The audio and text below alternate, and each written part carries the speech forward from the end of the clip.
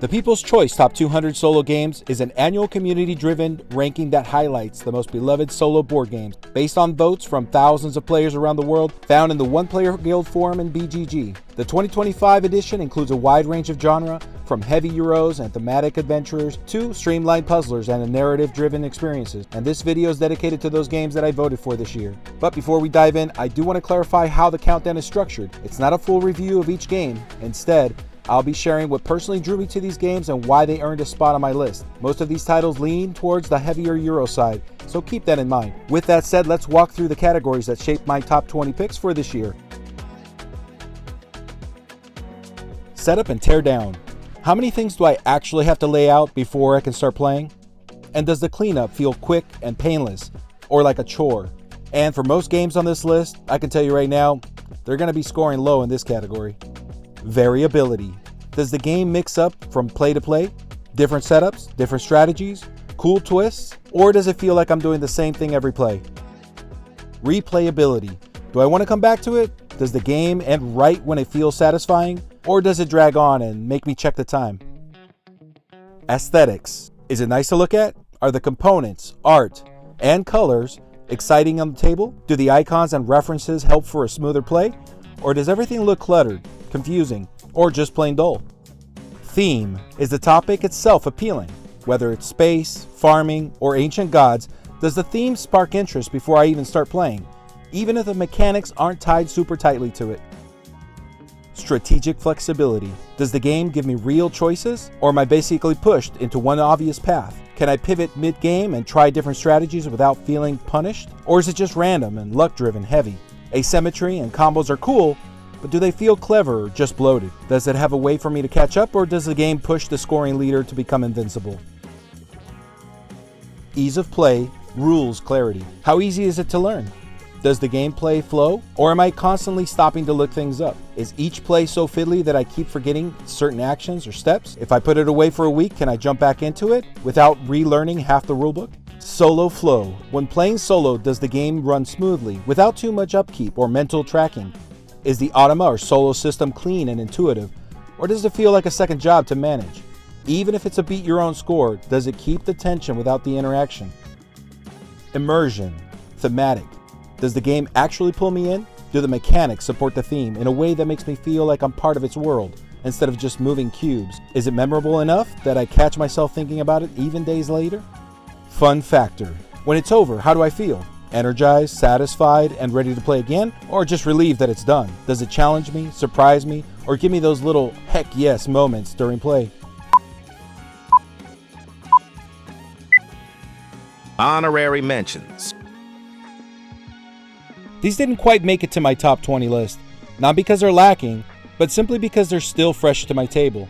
I've only just started diving into them, and I want a few more plays before locking in my vote. But make no mistake, they were this close, and if they continue to bring me in, you can bet they'll be strong contenders in next year's lineup.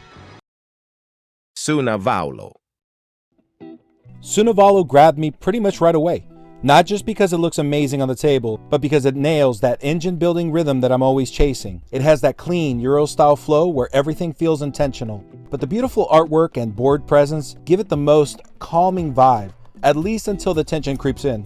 You pick a space or action tile that gives you a specific benefit. As you improve your board, one action starts chaining into multiple effects. This is where the game starts to feel rewarding. You're not just taking a single action anymore, you're unlocking momentum. Some spots are more valuable than others depending on the state of the board or what the opponent may grab next. Since the cards are multi-use or multi-purpose, you have to think about the best synergy. These long-term elements push you to commit to a direction without fully locking you in.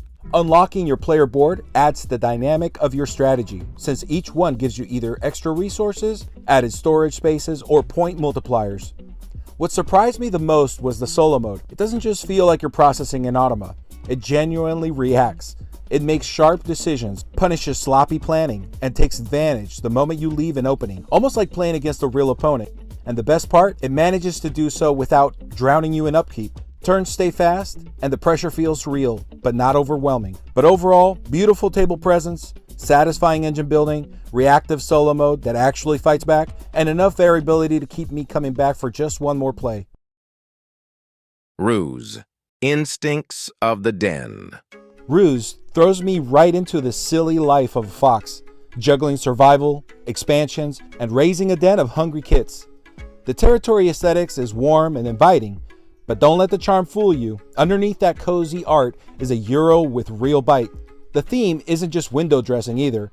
Every action feels tied to the idea of getting to the best territory, upgrading instincts, and reacting to a world that doesn't wait for you to catch up. Mechanically, it's a clever mix of worker placement, dice upgrading, territory pressure, and objective racing. Timing matters because leaving openings lets Vixen, the solo bot, swoop in and take the spot.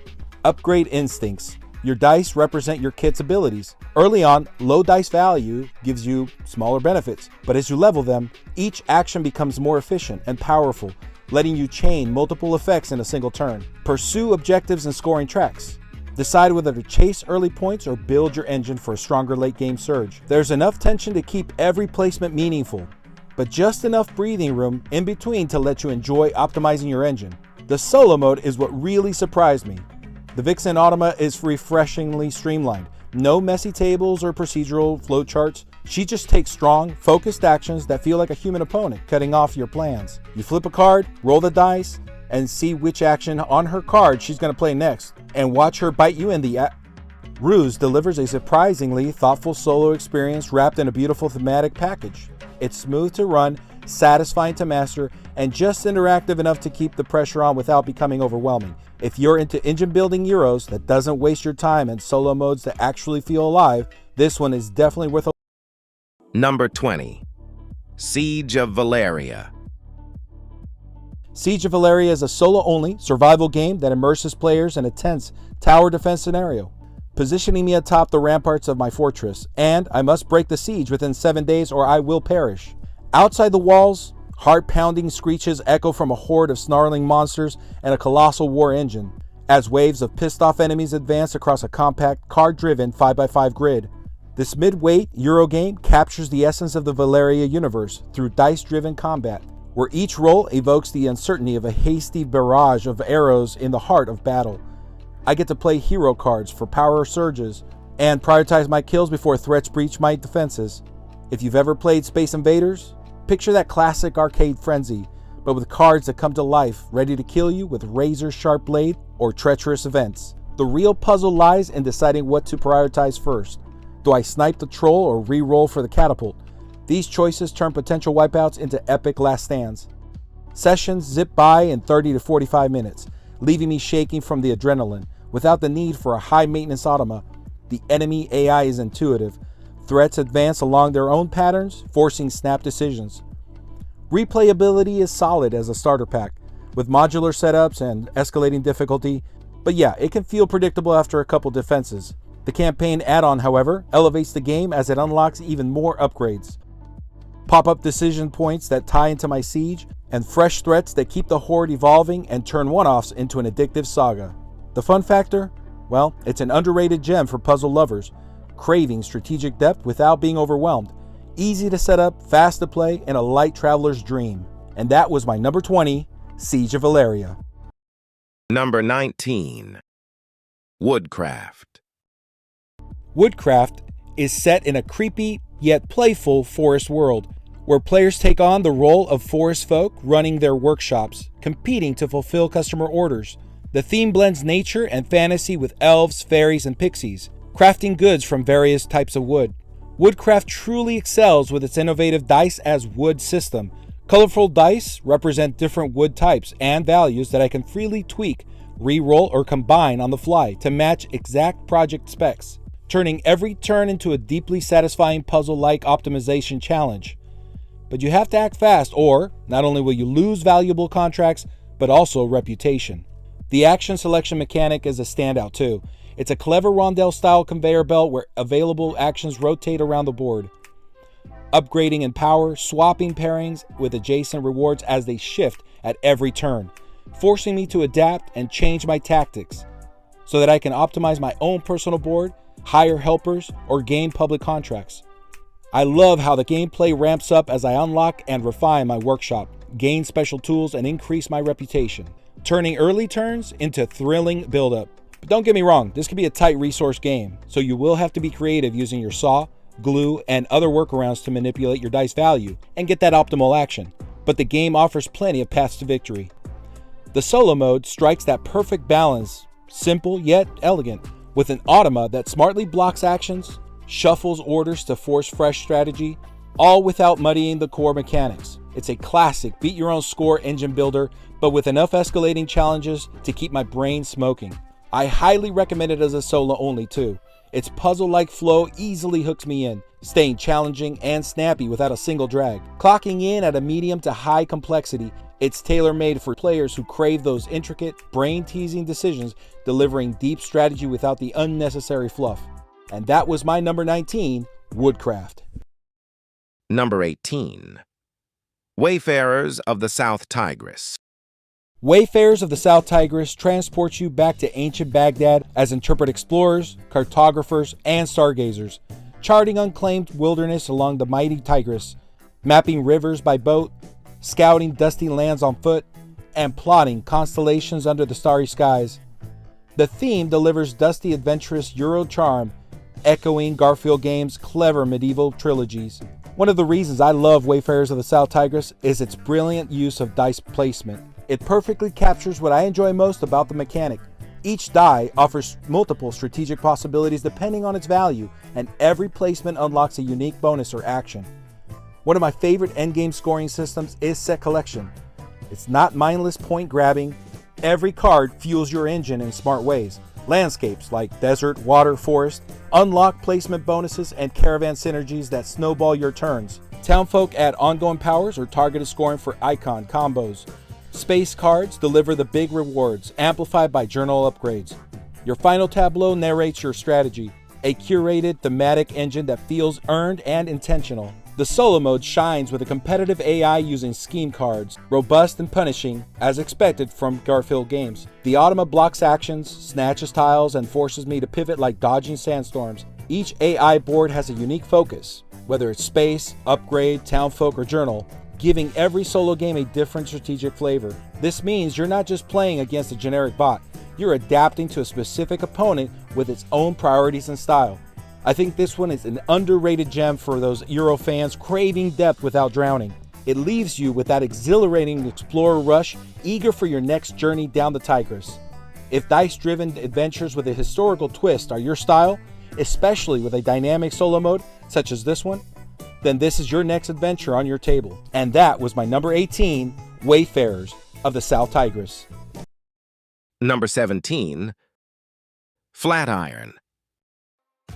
Flatiron is a sharp, intense two-player and solo strategy game set in the 1900s New York, where rival firms race to erect the iconic wedge-shaped skyscraper. At 30 to 45 minutes, it delivers tactical depth through card-driven engine building that forces every turn into a clever puzzle of timing and placement. The central board ignites a scramble for premium cards that double as action boosters. Slide them into your personal boards column to unleash abilities, each spot fine-tuned to amp up building efficiency, scoring, or slick combos. You can visit the City Hall to buy decree cards, which offer endgame scoring bonuses or multipliers. They occupy a space on your board, but with careful placement, they can provide solid points. Acquire and swap colored pillars to slot them into the building scaffold, sparking early momentum that builds into high-stakes, rewarding payoffs. The solo mode shines. There's minimal setup, maximum excitement. The AI bot draws from a deck of 9 action cards and a randomly assigned personal player board. The bot ignores rules and focuses on aggressive building to create tension, rushing for optimal construction spaces, and keeping you on your toes. No resource tracking, just reactive threats that force you to adapt. Push your engine or block before it closes opportunities, turning sessions into dynamic duels rather than a bland puzzle. It's not flawless. The tight two-player focus and solo means it's not a party game, but it's a fast-paced game with minimal downtime that keeps me focused throughout the entire game. I highly recommend it. And that's my number 17, Flatiron. Number 16. Distilled. Distilled hits that rare space where a Eurogame isn't just a spreadsheet disguised as a theme. You actually feel like you're running a scrappy little distillery trying to claw its way into prestige. You're picking up yeast, grain, bottles, barrels, Stuff that actually makes sense thematically, and every upgrade you buy feels like a meaningful step in building your identity as a distiller, not just a point generator. The core loop is classic Euro. Fulfill recipes, upgrade your engine, but what makes it pop is your push your luck moment when you actually distill. That random removal of 2 ingredients sounds small, but it nails that tension of, did I do enough to guarantee what I want, or did I cut corners? It keeps the game from feeling procedural. You're engaged, not just executing a formula. It's rare that a push your luck game makes a splash, but this one takes the cake.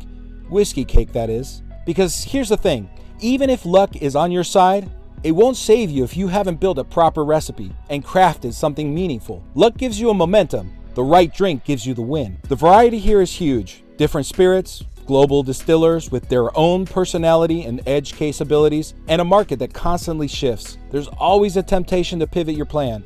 It rewards players who like flexible engines rather than rigid optimization. The solo mode is surprisingly satisfying. Yes, it leans into that beat your own score style, but it adds something extra, a true win condition.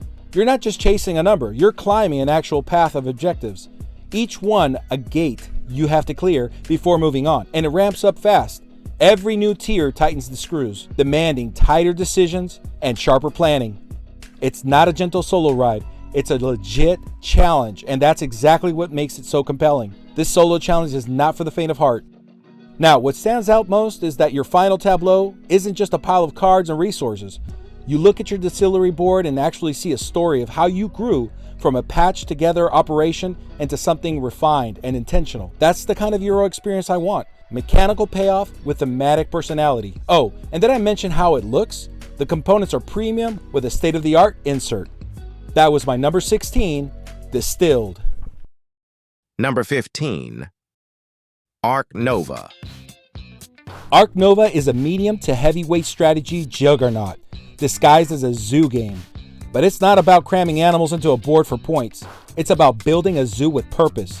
The game leans into card management and smart action selection, combined with thoughtful enclosure placement, creating a gameplay experience that actually feels tied to the theme rather than just moving pieces around.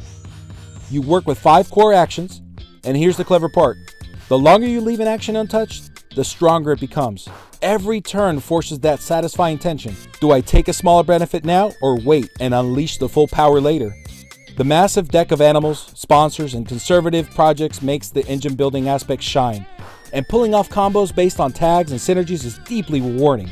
Appeal gets visitors in the door of your zoo, but conservation is where the real impact lies. You can run a flashy, high appeal zoo or pivot into a more conservation focused strategy. Those two tracks are racing towards each other, and when they cross, the game ends. No dragging it out, no padding the score, where releasing animals and supporting projects drives your victory. What makes Arc Nova stand out is how every mechanic reinforces the theme. Partner with universities, build enclosure tailored to specific animals, and send species back into the wild. It all feels intentional, not just a collection of Eurogame abstractions. The solo mode actually keeps pressure on you instead of letting you roam free all day in a sandbox, which I appreciate. A race-style solo mode that pushes the timer, keeping the game tense. Solitaire games that feel like you're dueling a clock rather than babysitting a bot feels refreshing. If you like tight engines, long-term planning, and that sense of crafting an actual identity to your zoo, rather than just collecting victory points, Arc Nova delivers. It's a thinky, slow-burn strategy game with very little luck and tons of room for clever planning. If you ever wanted to build a zoo that tells a story through your tableau and force you to constantly adapt your plan, Arc Nova delivers in spades. And that's my number 15, Arc Nova. Number 14. Sancore. Sancore, the pride of Mansa Musa, is a heavy Euro that will fry your brain in the best way. Set in the 14th century Timbuktu, you're running one of the university schools under Mansa Musa's watchful eye, juggling influence, resources, and trying to attract the most students. It's not just about points. You're shaping an academic empire through area control, action point management, and set collection, all wrapped in a historical theme that makes you feel like a true patron of knowledge. You advance students across 4 disciplines: theology, law, mathematics, and astronomy, while expanding the curriculum, filling the library, and adapting to shift priorities. As classes fill and challenges pop up, you'll constantly adjust your tactics. What matters early might not matter later, keeping your strategy flexible and your decisions meaningful. You zig, your opponent zags. And remember, it's not just about adding classes. You're recruiting students who resonate with the theme for extra rewards. It's all about optimization, finding the smartest path through a changing academic landscape. You simply cannot do everything. Gameplay is about timing and choices. Every action costs points. Teaching, traveling, translating, and each area you control helps grow your school in the direction you need most. Influence is key. Fight for dominance across campus to unlock bonuses and secure vital resources. Add contracts, objectives, and set collection, and you've got a rich course-building puzzle that rewards careful planning. The AI is smart too. It adapts to the students it gains and plans its next moves around the curriculum, making each round dynamic and engaging. Visually, the game delivers elegant iconography, modular components, and a scholarly aesthetics that clicks after a couple plays. If you love thoughtful Euros with evolving engines like me, Sankore is the next game for you. And that's my number 14, Sankore. Number 13. Civolution. Civolution is a heavy Euro game where you guide your civilization from humble beginnings through 4 eras or rounds, evolving your technology, expanding across the map, and turning early groundwork into massive endgame scoring. Each era is broken into 8 phases, with the action phase being the heart of the experience, where tensions builds and your engine truly comes alive. Dice are the core engine of action selection. Each die's value determines if an action can be triggered and whether extra benefits fire off. Success isn't about rolling luck, however. It's about using dice cleverly, chaining actions, understanding and knowing when to use workarounds so you don't just depend on the value of the dice. Now, the dice lock in place until you reset, and timing your reset can set you up for maximum efficiency because cutting the area too short might expose you during the next era. What makes this game a standout for me is the dual-layered player board acting as your command center. It tracks your resources, population, knowledge, influence, and shows which action modules you've unlocked. Instead of having a fixed board with static actions, the game uses upgradable tiles that are slotted into place, creating a dynamic, evolving action system. As you advance through eras, new modules and scoring windows open up, adding fresh layers of strategy and combo potential. Placing statues and settlements not only gain bonuses, but can trigger scoring bursts if timed well. Oh, and watch out where you explore because you might just get burned. The solo mode here is a great complement to this already amazing game. You face off against a smart automa that mimics a true rival civilization, taking meaningful actions, using its own deck and dice logic. It escalates across eras, blocking spaces, snatching objectives, and constantly applying pressure so you can't over-optimize in peace. There's even an unofficial app out there that facilitates managing the automa, which has increased my level of solo enjoyment, and I'll include a link in the comments below. With modular boards, evolving mechanics each era, and polished production, Civolution delivers a brain-burning civilization puzzle that rewards planning, timing, and smart quick pivots. It's a strategic feast for players who love long-term planning and engines that grow and shift over time. It's a must-have on my collection, and it gets back on my table often. And that's my number 13, Civolution. Number 12. Carnegie. Carnegie may not be old enough to be called a classic yet, but it's absolutely headed there. It nails that sweet spot. Clean core actions, tight mechanics, and a smooth flow that makes every decision matter. Playing it feels like you're stepping into Andrew Carnegie's shoes, a sharp industrialist building an empire, who also feels oddly compelled to donate his fortune out of sheer kindness. You'll expand across the US map, recruit workers to specialized departments, invest in infrastructure, and then generously donate to public projects. Not just out of charity, but because those donations unlock serious endgame scoring opportunities. Each round revolves around 4 key actions: human resources to reassign workers, management to generate income and trigger departments, construction to spread your network. One player chooses, but everyone gets to follow if they're prepared, turning timing into a tense prediction game. Miss the window and you watch someone else cash in while your workforce just sits there. Your opponent zigs into management, purchasing departments like a corporate mastermind, only to leave their wallet empty. That's when you zag, sliding in with a fat stack of cash and claiming the juiciest endgame scoring spots, while they're still busy rearranging their furniture. In other words, timing is everything. The presentation is clean and stylish, making a dense Euro feel surprisingly accessible. Clear icons, random setups, chunky tokens. It looks sharp on the table. The solo mode is just as polished. You play against Andrew, a streamlined automa that hits fast, blocks smart spots, and keeps pressure high without bogging you down in upkeep. It creates that multiplayer tension in a solo setting, and every game feels like a fresh duel. Carnegie blends economic growth with strategic generosity in a way that feels clever, interactive, and incredibly rewarding. It's ruthless efficiency wrapped in compassion, and it works brilliantly. And that's my number 12, Carnegie. Number 11. Maracaibo.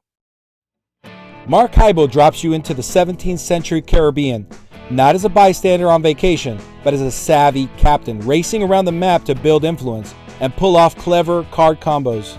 It blends deck building, exploration, and economic timing into a looping rondelle-style map where every move matters. You sail 1 to 7 spaces each turn, deciding whether to rush ahead to trigger the end of the round or take your time and hit more spots for value. Cities let you trade goods, gain influence with Spain, France, or England, or complete quests for rewards.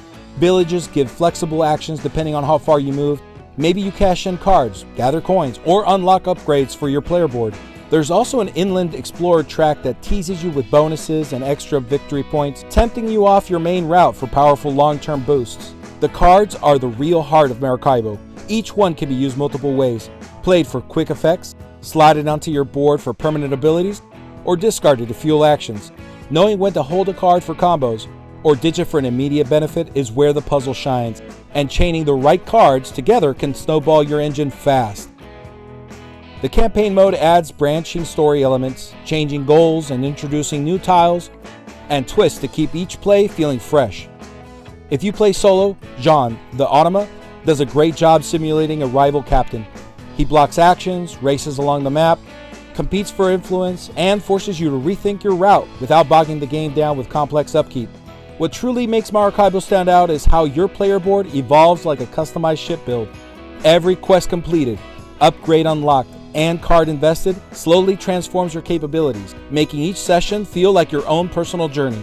It's a game of timing, engine building, and tactical adjustments that rewards planning but leaves room for dramatic pivots and clever plays. And that's my number 11, Maracaibo. Number 10. Convon EV. Convon EV is Vito Lacerda's dense Euro masterpiece, brought to life by Ian O'Toole's clean industrial artwork, dropping you straight into a pressure-filled world of an electronic vehicle factory. Your goal? Run the most efficient production line possible, designing, assembling, innovating parts, managing logistics, and training your workforce, all while trying to stay ahead of the system and avoid penalties from the ever-watchful supervisor, Sandra. The game revolves around worker placement across 5 departments: design for blueprints, assembly for production, logistics for gathering supplies, administration for meetings and objectives, and R&D for breakthroughs. Every action advances your personal timeline, and planning poorly leads to inefficiencies and lost points. It captures the real Kanban methodology perfectly: minimize waste, optimize workflow, and convert to victory points through car production, innovation, and goal scoring. The solo mode in Kanban EV is slick and efficient, powered by a streamlined automa system. Actually, 2 bots. One acts as your rival and the other as your supervisor. Your virtual opponent blocks key spaces and keeps the tempo brisk, all without bogging you down in complex upkeep. While it doesn't feature the deep branching AI logic found in some heavier Euro games, that's the part that's appealing. It keeps the spotlight on your own efficiency puzzle. For solo players who thrive on tight optimization and maximizing every move, this mode delivers exactly that. Kanban EV stands out because of how deeply the theme and the mechanics are intertwined. You're not just placing workers, you're managing real-world concepts like how to juggle workflow efficiencies, training staff, and coordinating departments like an actual EV factory. Sandra adds to that concept by maintaining constant pressure through auditing your performance, ensuring you're being as efficient as possible. When it comes to components, Kanban EV is pure deluxe. You get dual layered boards, screen printed wooden pieces, sleek and functional visuals, and modular gold tiles that keep each playthrough feeling fresh. The production quality is top tier, and to make setup even smoother, it all comes packed with a custom organizer built right into the big box. This is a very focused, brain-burning experience that rewards precision and planning. And that was my number 10, Kanban EV. Number 9. Galactic Cruise. Galactic Cruise is a medium-weight Euro for 1 to 4 players set in a retro 1960s-style space game. Games run about 90 to 150 minutes and focus on building luxury starliners, hiring crews, and flying VIP guests around space to earn contracts, points, and reputation. It mixes worker placement, shipbuilding, and engine growth in a satisfying way. You place workers on action tiles each round to build modules, hire staff, research tech, plan routes, or launch voyages. Waiting to take an action powers it up, but opponents may take it first, so timing becomes important. Modules snap onto your ship board like a puzzle, and how you place them affects guest satisfaction, bonuses, and long-term engine building. Objective cards give direction, with public goals everyone can race for and private ones that guide your personal strategy. These goals reward things like building certain ship parts, hiring specific crew types, giving you either instant bonuses or end-game scoring boosts. They create tension between going for short-term gains or building towards larger scoring engines. The solo mode uses an automa deck that acts like a rival cruise line to determine its actions each round, blocking spaces, grabbing contracts, and speeding up the pace so you can't relax. It creates real pressure without heavy maintenance and keeps the same competitive feel as multiplayer. Setup is quick, turns stay fast, and the bot pushes you to adapt. It's great for players who enjoy optimizing and reacting to what's taken from them. Galactic Cruise shines when your ship engine comes together. Upgrades stack, crew abilities trigger, and your routes start scoring big. Each decision feeds your long-term plan, and the mix of spatial puzzle, timing, and worker placement keeps the gameplay tight and rewarding.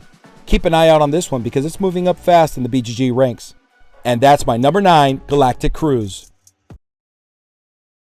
Number 8. Vinhos, 2016 edition. Vinhos Deluxe Edition 2016 casts you as a Portuguese wine mogul over 6 rounds, tending to your estates, producing vintages, selling exports, and showing off at the wine fairs for prestige. It's labeled heavy, but a couple of plays, it becomes surprisingly smooth and brings it back to the table often. Each year gives you 2 turns. You move your pawn on a 3x3 grid of 9 actions, buy vineyards, build wineries, hire oncologists, produce wine, sell or export it, improve quality, train staff, visit the bank, or prep for the fair. You can't repeat an action for free, so timing and positioning matters. Age your wines for quality boosts and manage upkeep for your winery. The magic is in planning. Produce early so wines age, or rush actions to block opponents. That classic Lacerda tension of short-term gains versus long-term payoffs. Then comes wine fairs. Years 3, 5, and 6, the highlight of the game. You present your wine to the judges using region bonuses, expert influence, and bottle quality. Bring a raw bottle too early and it flops. Age it right and it's a huge prestige swing. These fairs feel like a real judging event, a thematic scoring spike that ties your whole engine together. Cash flow stays tight throughout the game, so efficiency is the GPS of the game. You're always deciding between investing in infrastructures or securing income. Regional vineyards each offer unique perks, and hiring the right experts can tilt fairs or boost production, giving that satisfying Euro puzzle feel.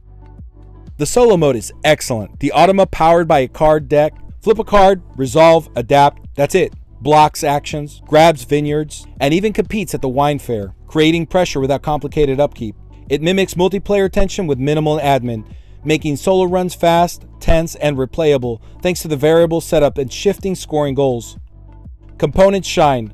Awesome insert to make the setup a breeze. Chunky barrels, vineyard tokens, and a board that flips between streamlined 2016 rules and a deeper 2010 variant for even more crunch, but without the solo mode.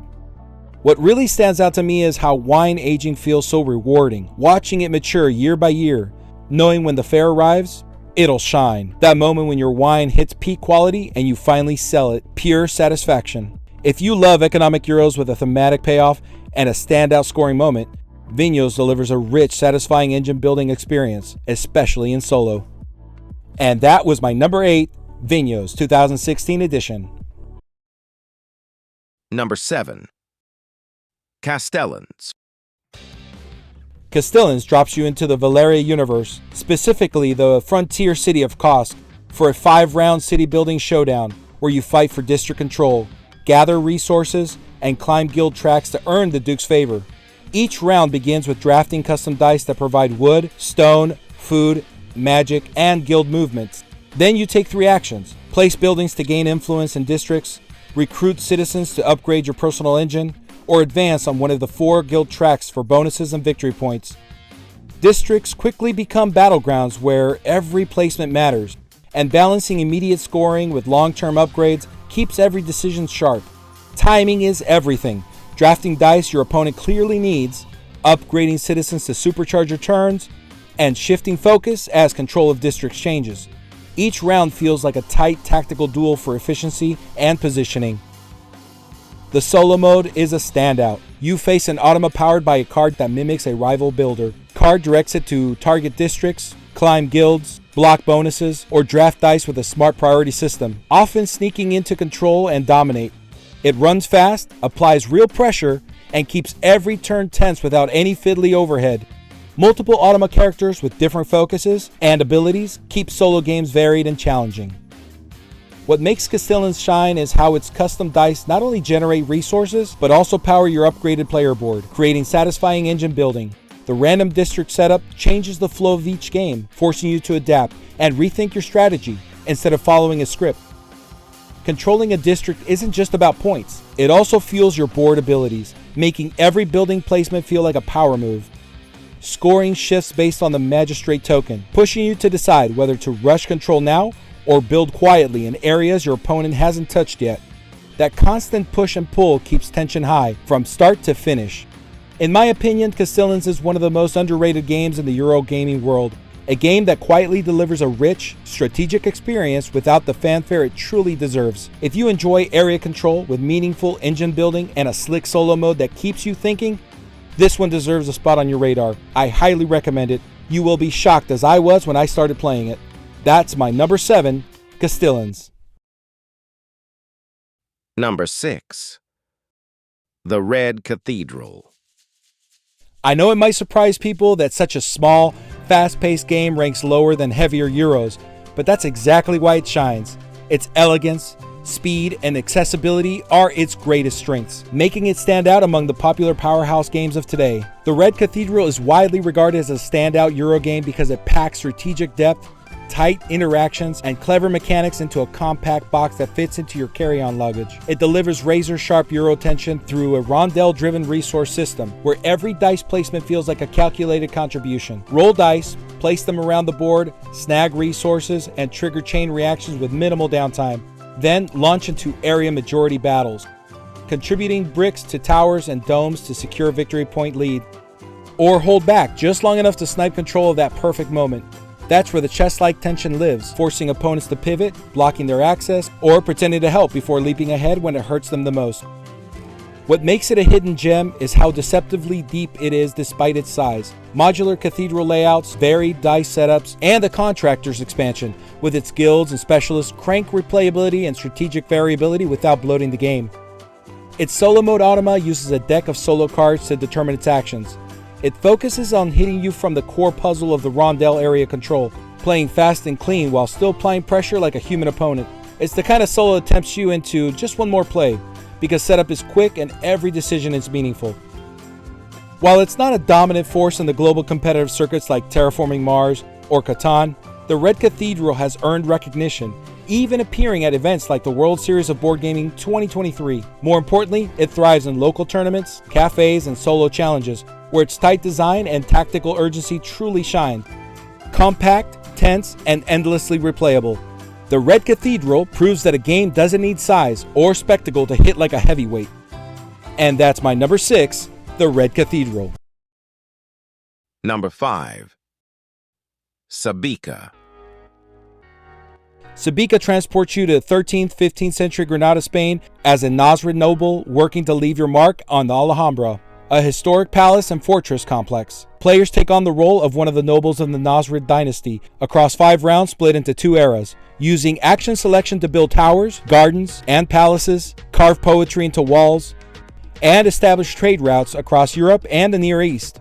Prestige points is the ultimate goal, earned through clever action timing and thoughtful board presence. The game revolves around 3 interconnected rondel. 2 master builders handle major and minor constructions that generate prestige, bonuses, and architectural balance. A merchant expands trade networks, earning city rewards and long-term benefits. A poet inscribes poems, either providing ongoing powers or endgame scoring objectives tied tightly to your strategy. Each space offers a main action and sometimes a secondary one, making every move a layered decision.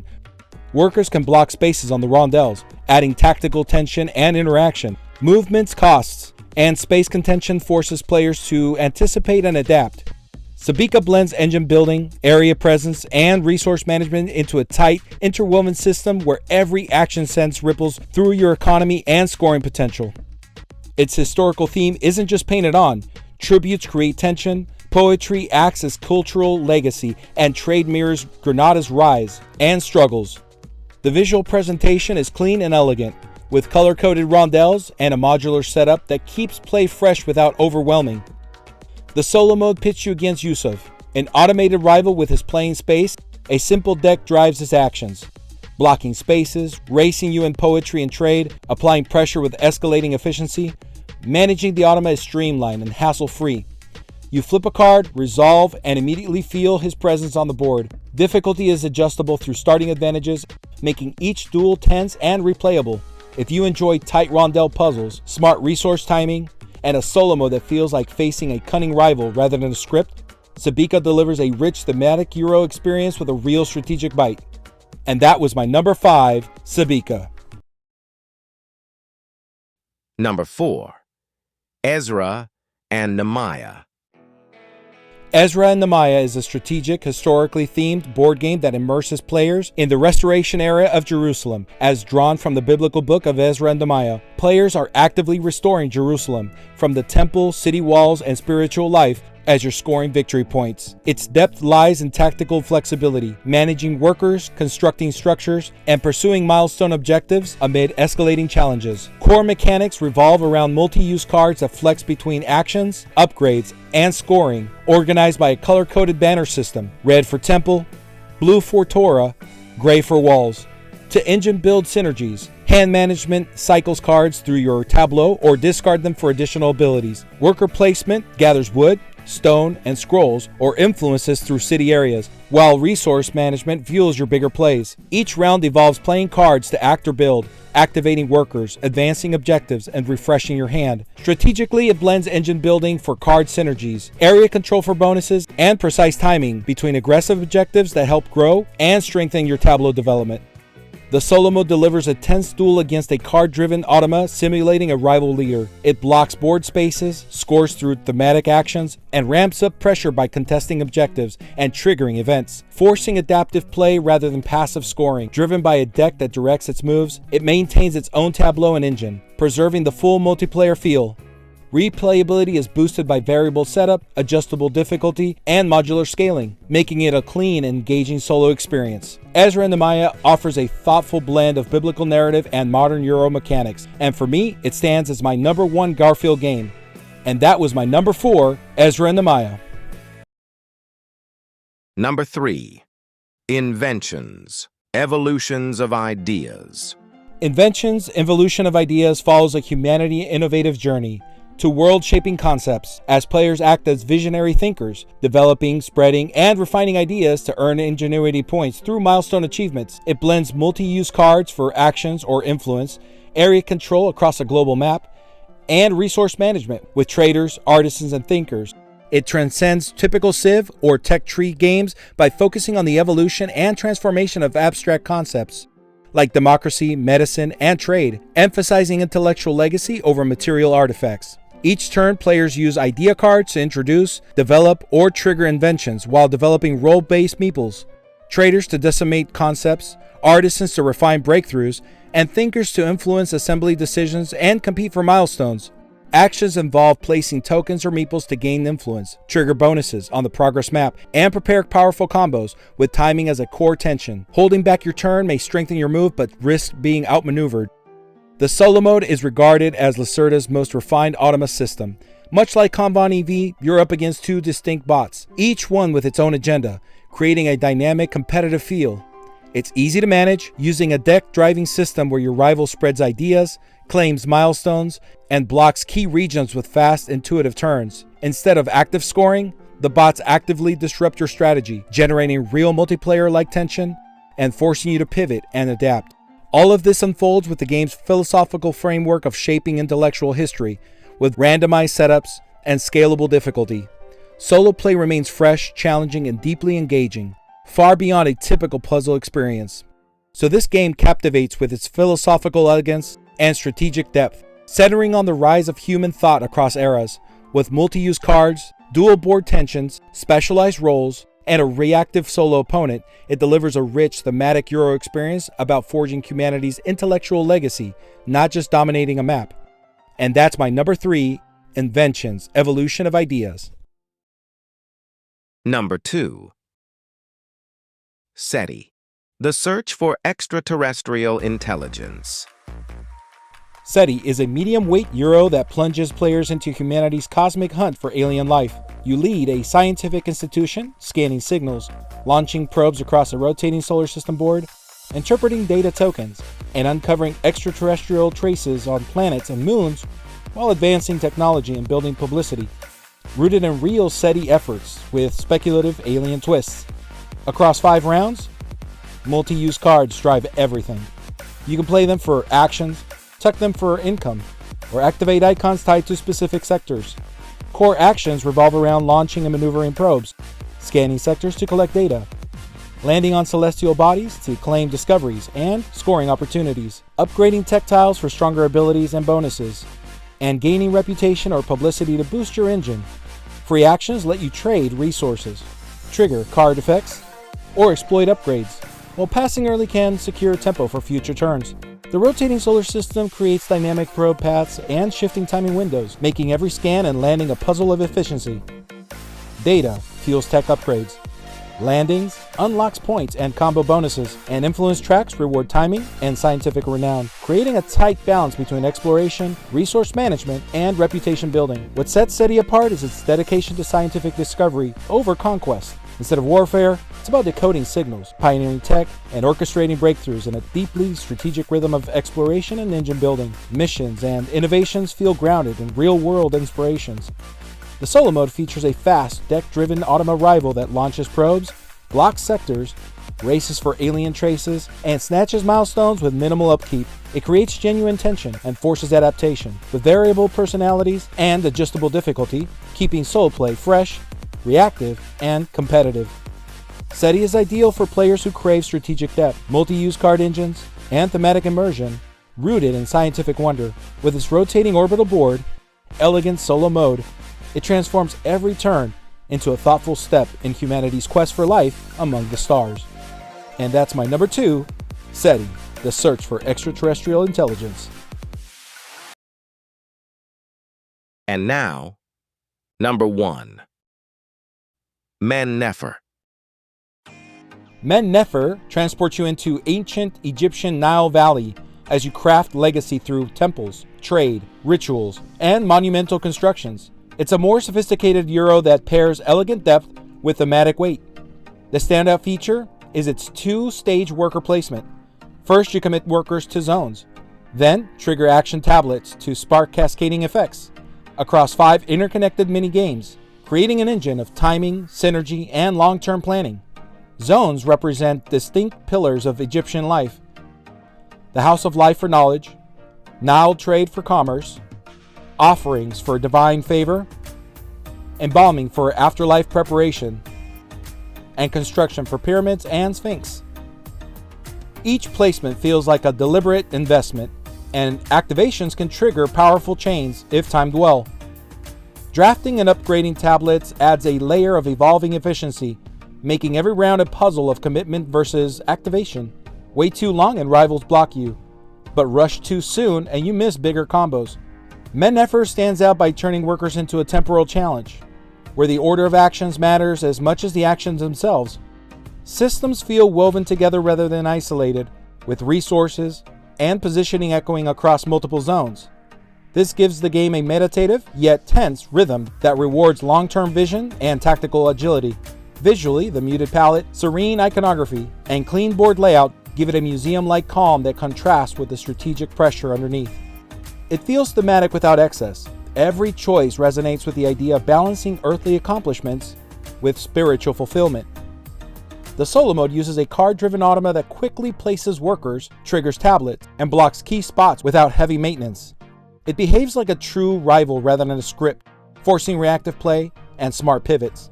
Adjustable difficulty and modular variability keep solo runs dynamic and engaging. Mannefer isn't just another Euro. It's a thoughtful design about legacy, timing, and interconnected ambition, offering a tranquil table presence and deep strategic bite. And that's my #1 voted game for People's Choice Top 200 Solo Games 2025. So when it comes time to vote this year, I focus on the solo modes that kept pulling me back, using the criteria I mentioned earlier to guide my choices. As you can probably tell, I tend to gravitate towards heavier Euro games, though my collection includes a good variety.